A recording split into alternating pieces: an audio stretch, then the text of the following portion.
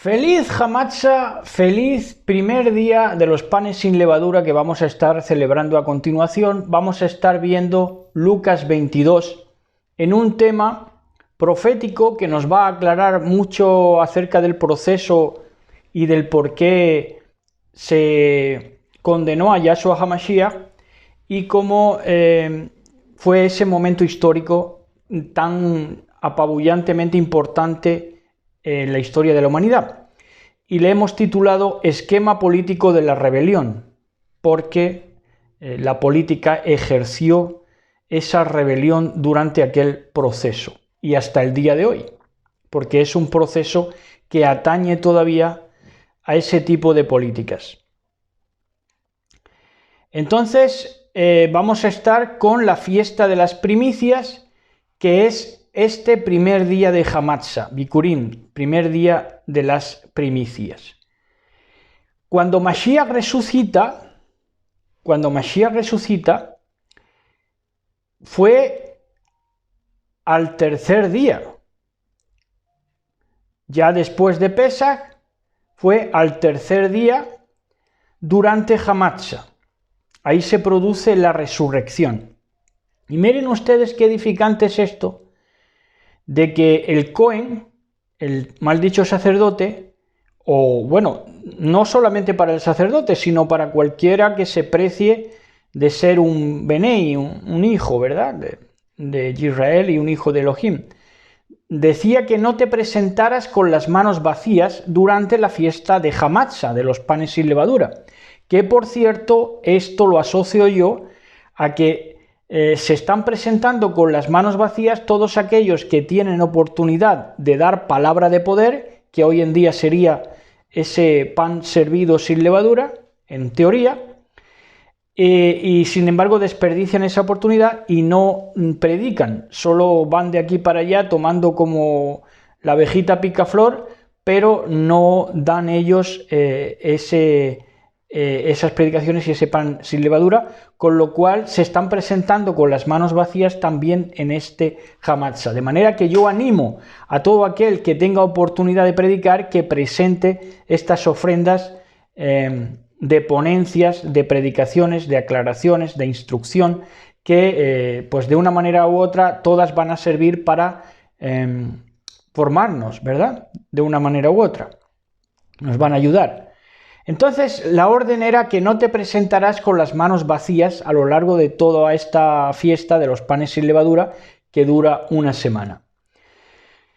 Ahora, decimos que el Mashiach resucita en el tercer día, esto es tercer milenio, es decir, ya cuando muere y resucita, ya se ha quitado el pecado, se ha quitado la levadura, pero no ha presentado todavía los panes sin levadura, Mashiach como Cohen, como mal dicho sacerdote, como sumo, como Cohen Gadol, ¿verdad? Entonces Mashiach presenta al tercer día, tercer milenio, fíjense. Mashiach murió hace 2000 años, no se ha conmutado todavía en el sentido de que la resurrección completa, la redención completa no se ha efectuado, todavía no se ha presentado todos los panes sin levadura como ofrenda, pero ya está, y fue muestra de ello la primera resurrección, que se le aparecieron a muchos en Jerusalén, muertos del llamado Antiguo Testamento, que resucitaron, apareciendo a muchos en Jerusalén, pero es al tercer día, tercer milenio, que va a tener el efecto ese sacar la levadura. Porque lo que va a presentar Mashiach como Cohen Gadol es un pan sin levadura. ¿Qué es un pan sin levadura? Personas que han sacado de su vida la toxicidad del pecado, la espora del pecado. Entonces, Mashiach hizo esta labor, este oficio de Cohen Gadol, a la hora de que presentó los panes sin levadura. ¿Cuándo? Cuando se abrieron los sepulcros y aparecieron a muchos. Entonces él presentó las primicias de los panes sin levadura, ¿verdad? Ahí en ese tercer día, que es un adelanto de lo que se va a hacer en este tercer milenio en el que ya estamos o hemos entrado. Entonces vamos a estar ya con Lucas 22, esquema político de la rebelión, apasionante tema, y empieza así, leyendo en mucha reverencia en el nombre de nuestro patrón de Yahshua HaMashiach en este solemne día.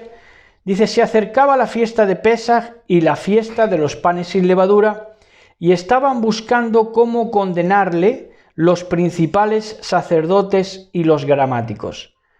¿Por qué estaban buscando cómo condenarle? Porque ya habían posicionado al Mashiach de qué lado estaba, ya se dieron cuenta de qué lado estaba, y Mashiach, Yahshua, no estaba del lado de los fariseos y de los gramáticos, puesto que esto lo vieron cuando dijo de destruir el templo, que era lo emblemático en Israel, la más alta consecución del imperialismo judío, sometido, pero que culturalmente quería venir siendo imperialismo.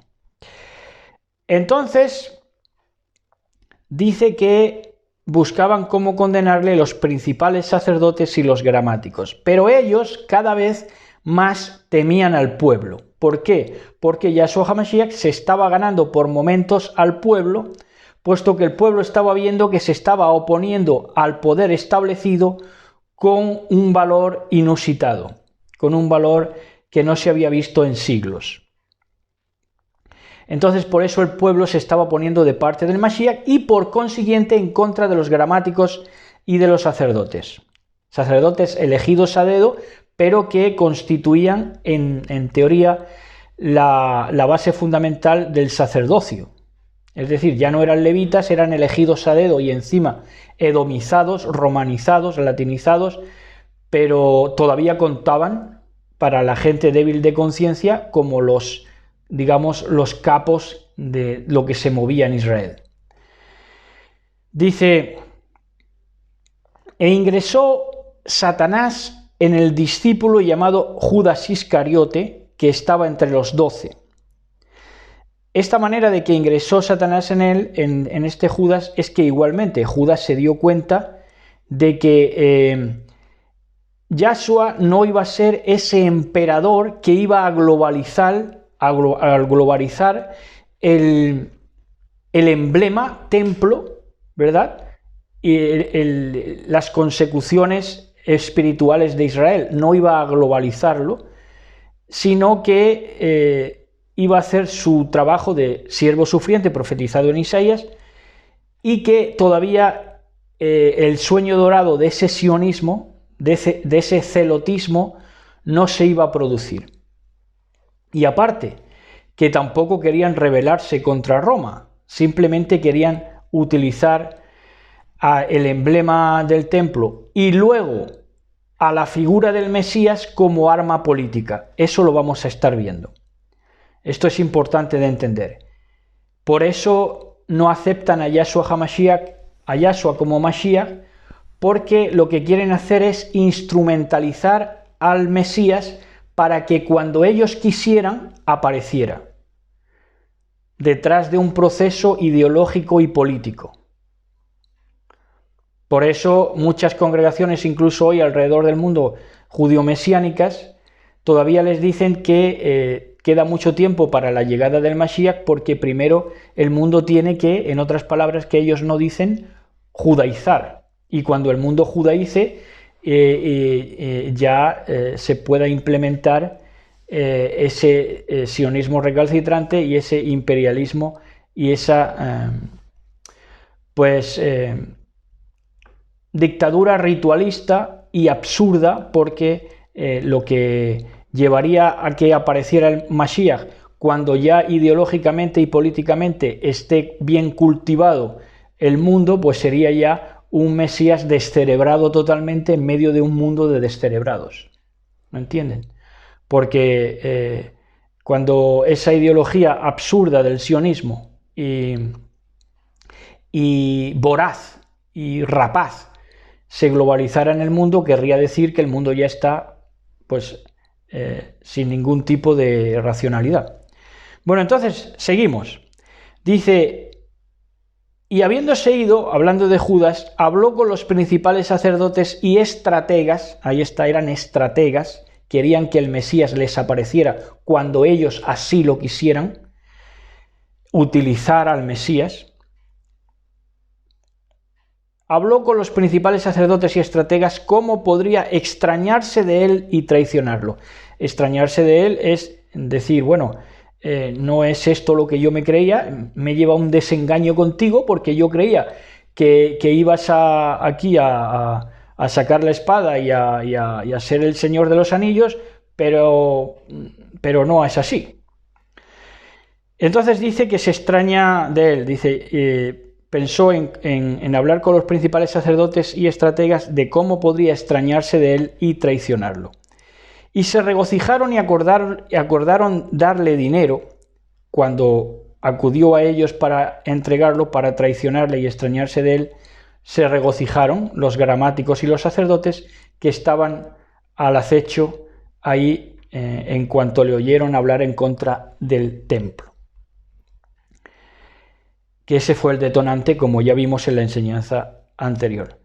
Y dice, y se regocijaron y acordaron darle dinero y prometió traicionarle delante de la multitud de ellos. Y llegó el día de panes sin levadura, en los que era necesaria una víctima para Pesaj. Aquí Lucas, también en la versión normal, dice que cuenta como panes sin levadura también Pesaj. Dice, y envió a Pedro, Kefa y Juan, Johanán, y les instruyó para que pudieran tenerlo todo preparado para poder comer la carne. Y ellos preguntaron dónde había que celebrar, y él les dijo, al llegar a la ciudad de enfrente, se unirá con ustedes un hombre con una vasija de agua, recíbanle y síganle. Esa aldea de enfrente, la ciudad de enfrente, es profética porque corre paralela al tiempo de Yahshua HaMashiach, y se va a repetir con la amada el mismo panorama profético que tuvo Yahshua HaMashiach oponiéndose a los fariseos y los gramáticos de su tiempo. Eso lo va a reproducir la amada, por eso se celebra aquella cena enfrente, ¿verdad? Porque cena también con nosotros los de esta generación paralela al tiempo del Mashiach hace 2000 años. Y dice... Y entonces dice, y él les dijo, llegar a la ciudad de enfrente se reunirá con ustedes un hombre con una vasija de agua, recíbanle y síganle, y le dirán, el maestro quiere venir a tu casa, y dice que si tuvieras un mesón para comer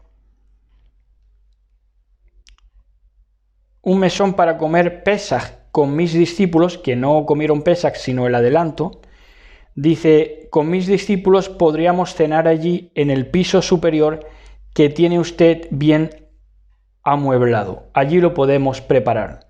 Que tenga las cosas bien amuebladas le convierte también en un hombre profético que acuerda con Mashiach su celebración, celebrarle. Y dice allí lo podemos preparar. Y al llegar allí encontraron todo exactamente como les había dicho. Y llegada la hora se reclinó a la mesa y los apóstoles con él, y les dijo a ellos, ¿cómo he deseado comer en plenitud en el reino de Dios? En el reino de Elohim. ¿Cómo he deseado comer en el reino de Elohim? ¿Verdad? En otras versiones dice, ¿cómo he deseado comer con vosotros este Pesaj, este adelanto de Pesaj? Pero lo que está diciendo es que lo que en verdad desea es comer en el reino de Elohim, que es lo que va a acontecer ahora, en este tiempo. Dice, y habiéndola recibido, levantó la copa y agradeciendo dijo, tomad y ofrecerla entre vosotros. Yo digo que ya no la beberé más desde ahora hasta que el reino de Elohim venga. Y recibiendo el pan, dio gracias y lo partió y les dio a ellos diciendo, esto es mi cuerpo para darlo a ustedes seguramente levantado. ¿Verdad? No partido, ni magullado, ni de saldo, ni con tara eterna, sino seguramente levantado como el pan de vida. Dice, a la espera, levantado a la espera. Y de la misma manera, ¿a la espera de qué? De la redención final. Y de la misma manera esta copa en mi sustancia. La copa no era la sustancia, esto ha traído cola de la doctrina de la transustantación esa o lo que sea, pero la sustancia era él, no estaba en el vaso, tampoco era el vino, la sustancia era él, era su impartición, la impartición de su enseñanza. En fin, dice, este es mi cuerpo para darlo a ustedes seguramente levantado a la espera, y de la misma manera esta copa en mi sustancia para cenar. Esta copa es lo fresco y lo nuevo, sangre derramada por ustedes. Pero he aquí la paradoja de un traidor sentado a la mesa. Porque el ser humano tiene que cumplir todo lo escrito, pero hay del hombre que lo entregue a los tradicionalistas. Y ellos se preguntaban entre ellos quién estaría dispuesto a eso. Y hubo una disputa entre ellos acerca de quién sería el mayor. Esta disputa entre ellos era pues una conversación por hablar algo, porque para hacer más amena la noche, porque resulta que ya sabían que los judíos, los gramáticos, los fariseos estaban al acecho con Yahshua HaMashiach, y que ese poder era muy difícil de evadirse, porque habían estrechado el cerco desde que hizo la declaración del derribo del templo. Entonces ellos lo sabían, y la manera de aliviar la situación un poco era hablar acerca de esto, de que quién sería el mayor en el reino de Elohim. Dice acerca de quién sería el mayor, y les dijo a ellos Yahshua HaMashiach, los reyes de entre las naciones tienen dominio sobre los benefactores, así llamados. Son los reyes de la tierra los que tienen dominio sobre aquellos filántropos, ¿verdad? Así llamados, porque los utilizan y les dicen invertir aquí o ayudar con esto, para que nosotros también a la vez os demos visibilidad, ¿verdad? Es decir, ese dominio de las naciones le otorga visibilidad a los benefactores así llamados. Pero en el caso de ustedes no será así. El que se presente como el más grande será el más pequeño en el servicio. El que se presente como el más grande será el más pequeño en el servicio. De hecho, el reclinado no sirve, sin embargo yo les sirvo a ustedes. Porque ustedes se han quedado con mi experiencia. Este es el mejor servicio. Que la gente se quede con nuestra experiencia. Por eso digo que es fundamental dar aquello que tenemos, expresarlo. Razón por la cual yo les he designado para continuar el reino de mi Padre, para que podamos, bajo su gobierno, comer y beber en su mesa en el reino, y sentarnos en 12 tronos, para juzgar a las tribus de Israel. Tremendo lo que les está diciendo. Les está diciendo, no, mira, esto no es el que vaya de grande, esto es el servicio. Pero dentro del servicio, por supuesto, también hay grandeza, porque nos vamos a sentar, les está diciendo a los discípulos, en 12 tronos para juzgar a Israel. Tremendo, tremenda promesa. ¿Verdad? Claro, no iban a dar su vida por nada. Y no iban a dejarlo todo por nada, ¿verdad? Entonces en el verso 31 ya dice, Simón, Simón, he aquí que Satanás solicitó zarandearte como al trigo, pero yo he rogado que tu fe no falte cuando venga de nuevo y fortalezcas a tus hermanos. Cuando vengas de nuevo puede ser profético, y también formó parte de cuando el Mashiach resucita, que les costó aceptarlo, de que había resucitado, ¿verdad? Y Pedro le dijo, Señor, yo estoy listo para ir contigo a prisión o a la misma muerte. Y era verdad, porque lo que Pedro temía no era la muerte, ni siquiera a ser zaherido o herido o alanceado, sino que lo que tenía miedo es de dar explicaciones porque él no se sentía muy suelto en el mensaje del Mashiach y temía a la burla de los gramáticos y de los fariseos que él estuvo estimando durante tanto tiempo. Este es el problema que tenía. Entonces le dice Mashiach, le responde: Pedro, cantará el gallo como signo y habrás negado ya 3 veces que me conoces, sea un gallo animal o sea un gallo del sacerdote que daba el shofar en esa hora. Lo mismo da.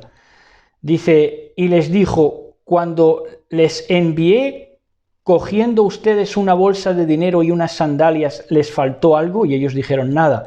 Y él dijo: sin embargo, ahora les va a tocar, aparte de coger la bolsa y las sandalias, vender la capa y comprar una espada. Ojo, les digo que deben aprender, esto también es fundamental y subrayable, esta frase que va a decir ahora el Mashiach.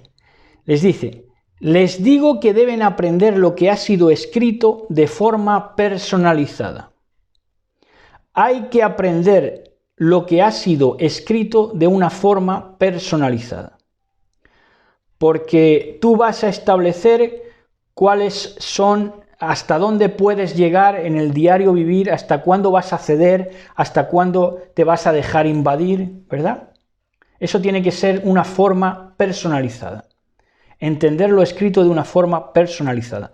Y sepan que van a estar en medio de gente que razona sin Torá. Gente que razona sin Torá en lo concerniente a las profecías finales por el miedo. Y esto mismo acontece hoy.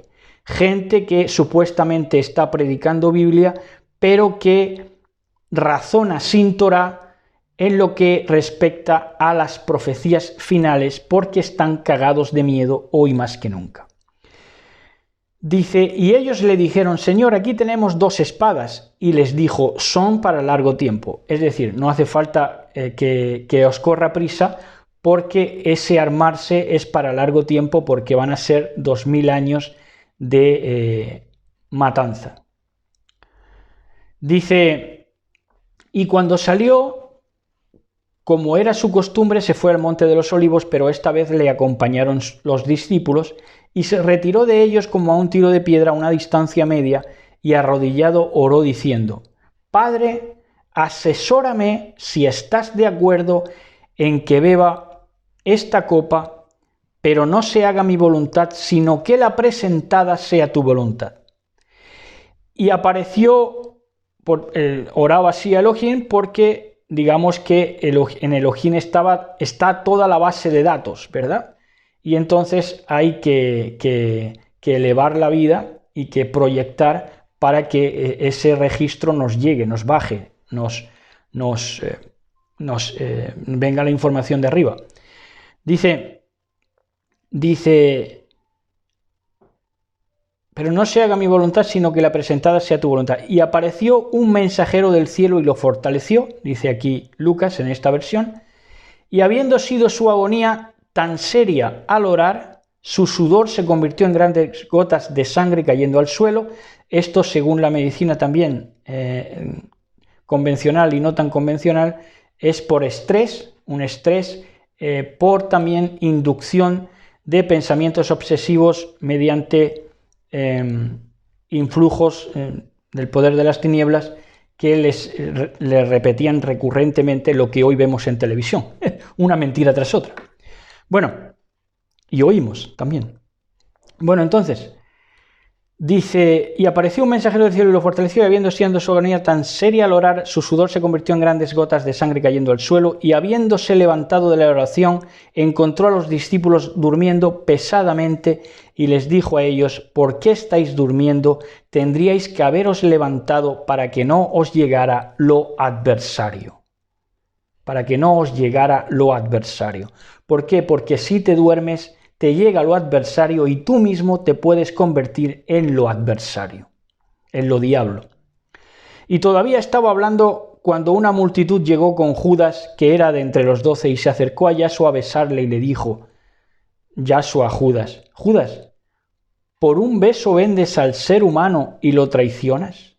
Por supuesto, quería con esto señalarle Judas, ¿no? A quien le dé el beso, pues ese es, para que lo arrestaran. Pero, dice, ¿por un beso vendes al ser humano y lo traicionas? Es como Esaú, ¿no? Que vendió su primogenitura por un plato de lentejas. Este vende al ser humano, al Mashiach y al ser humano. Al Mashiach y al ser humano, que el Mashiach es el patronímico del ser humano. Entonces, Judas lo vende al ser humano por un beso. Por un beso, por una hipocresía, por una doblez de corazón, por un fariseísmo, por un favorecer a los emblemas vacuos totalmente ennegrecidos de pecado del sionismo, ¿verdad? De su tiempo. Dice, y viendo que rodeaban al Señor, se dijeron, ataquemos con espada. Esto los discípulos, ¿no? Ataquemos con espada. Y uno de ellos arrancó la oreja derecha del sirviente del sumo sacerdote y respondió Yahshua, que no falte su oreja. Y dijo Yahshua, este comando de judíos y principales sacerdotes, fíjense el dominio propio, ¿verdad? Es tremendo, en una situación tan azarosa. Y dijo Yahshua, este comando de judíos y principales sacerdotes ha salido contra mí con espadas y palos, cuando cada día venían al templo, y ahora vienen a atraparme por sorpresa. Pero está bien, es vuestra hora, la hora de las tinieblas, la potestad de las tinieblas. Y habiéndole tomado, le llevaron a la casa del sumo sacerdote, y Pedro estaba observando a la distancia, y habiendo encendido un fuego en medio del patio, se sentó Pedro junto a ellos, y reconociéndolo al trasluz, una sirvienta le miró atentamente y le dijo, este estaba con él, pero él dijo, no tengan en cuenta a esta mujer. Después otro hombre dijo, yo lo he visto con él, y él dijo, no hombre, yo no soy. En una hora después, otro aseveró diciendo que era un Galileo también, y le dijo Pedro, hombre, yo ni lo sabía, no sé de quién hablas. Inmediatamente después cantó el gallo y el Señor miró a Pedro, y entonces él se acordó de la palabra del Señor, de cómo le dijo que le negaría 3 veces antes de que cantara el gallo, y salió afuera para llorar amargamente. Y los hombres que le oprimían a Yahshua se burlaban de él azotándolo, y le vendaban los ojos y le tapaban la cara diciéndole, a ver, profetiza, ¿quién te pegó? Y otras muchas blasfemias dijeron contra él, y cuando amaneció fueron reunidos los ancianos y los sacerdotes principales y los gramáticos, los guardianes del lenguaje, aquellos que lo flipan de cómo el símbolo, la palabra puede manipular la mente del público, pues esos gramáticos estaban en aquel consejo diciendo, fíjense lo que les dice, lo que le dicen al Mashiach. Le dicen al Mashiach, tú no deberías decir ni creer que eres el Mashiach. Deberías preguntar y se te respondería. ¿Por qué? Porque el Mashiach es un misterio que controlamos nosotros, los simbolistas, los gramáticos, los que enajenamos la mente del público.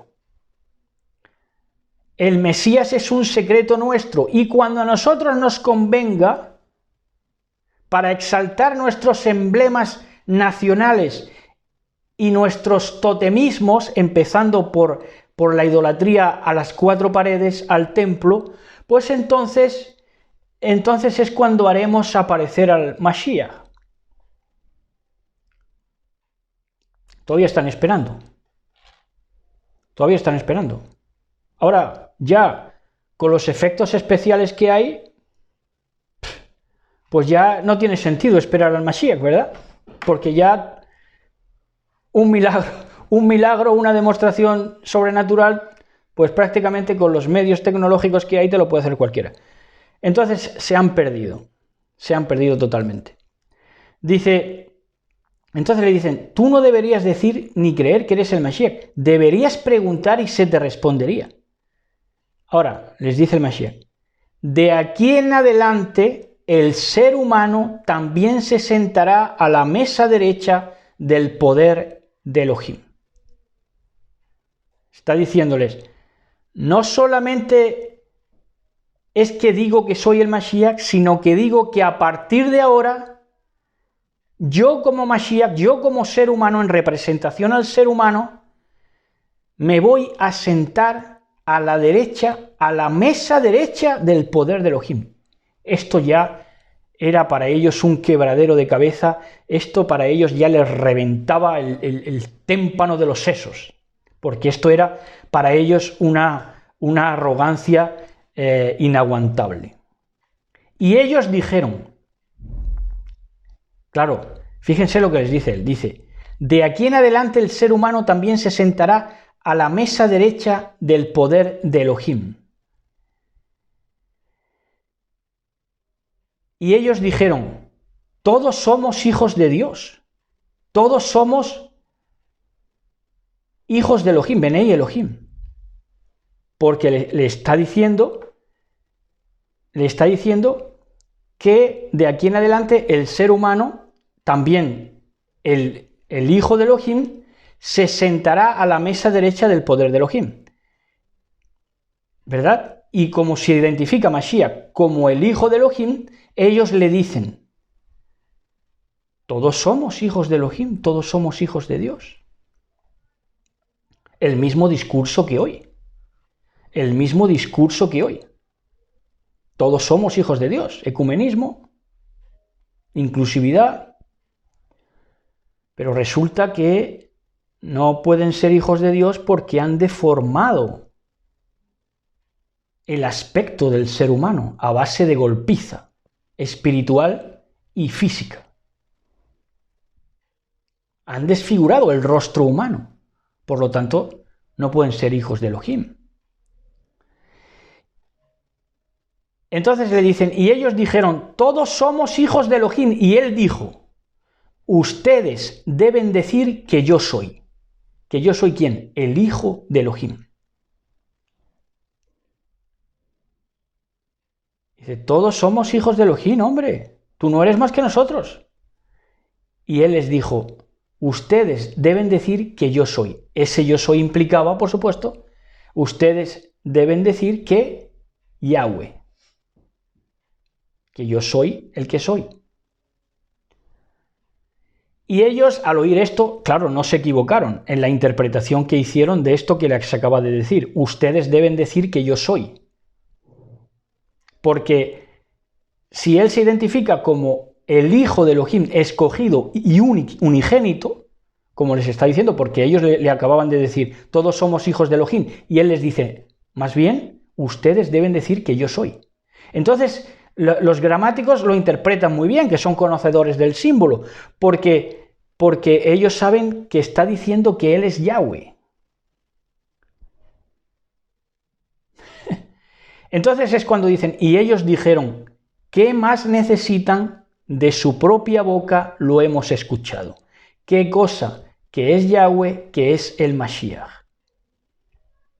Y este fue el esquema político de la rebelión que ha continuado hasta el día de hoy con la misma bula, ¿verdad? Con la misma bula de los gramáticos, de los fariseos y de los sionistas, que lo que querían es utilizar el templo, utilizar la institución, utilizar las cuatro paredes a su antojo y todo el sistema materialista y ritual, hasta que ellos creyeran conveniente la aparición de un Mashiach que cada vez más, cuando han estado esperando a lo largo de los siglos, les ha hecho la irrisión, porque imagínense ustedes ya cómo está de avanzado el mundo, cómo está la tecnología de avanzada y cómo ha ido decreciendo ese sentido nacionalista en todo el mundo. Por lo tanto, ese esquema político de la rebelión queda totalmente descartado por el poder y la redención de nuestro patrón Yahshua HaMashiach, que nos presenta hoy ese pan sin levadura y que nos quiere presentar como ese pan sin levadura, lejos de esa contaminación, de esa levadura de los fariseos, de esa toxicidad, de esa deformación del rostro humano, ¿verdad? Para presentarnos sin pecado, sin toxicidad y para que otros puedan compartir, comer de nosotros, vivir con nuestra experiencia aportada a sus vidas. Así que hasta aquí. Feliz Hamatsa, coman, beban, rían, abrácense mucho y quiéranse mucho. Besos para todos.